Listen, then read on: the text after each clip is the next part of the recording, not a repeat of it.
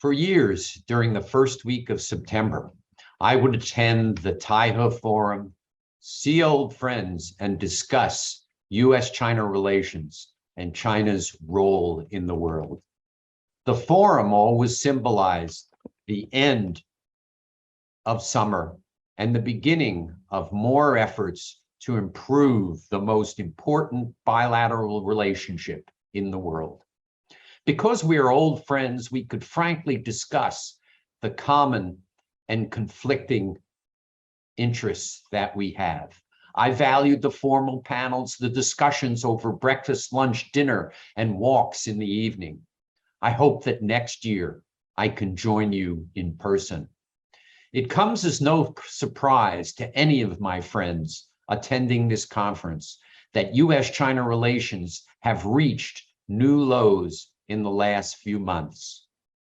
I, for one, will not sit idly by and watch the deterioration of the relationship that will determine if my children and grandchildren live in a peaceful and prosperous world in the 21st century.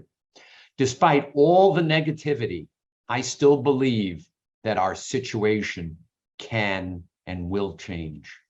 I recently gave a speech to 1,000 students at my alma mater, Harvard.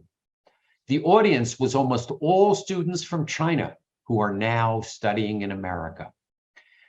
It was the second night of the Jewish holiday of Passover, and I was reminded that after the Jews escaped from Egypt, they wandered in the desert for 30 years before God allowed them to see the promised land. While we are now in the desert, I have been privileged to see the promised land of U.S.-China relations. I saw it when Presidents Xi and Obama signed the Paris Accords and led the world in combating climate change. I saw it when Chinese and American scientists worked together to combat Ebola. And I saw it when Fuyao Glass rebuilt my brother's community in Ohio by opening a factory several miles from his home in an abandoned General Motors factory. But most of all, I saw it in the faces of the audience that night at Harvard. The hundreds of thousands of Chinese students studying in the United States and the tens of thousands of American students studying in China will work to bring together the peoples of our two great countries.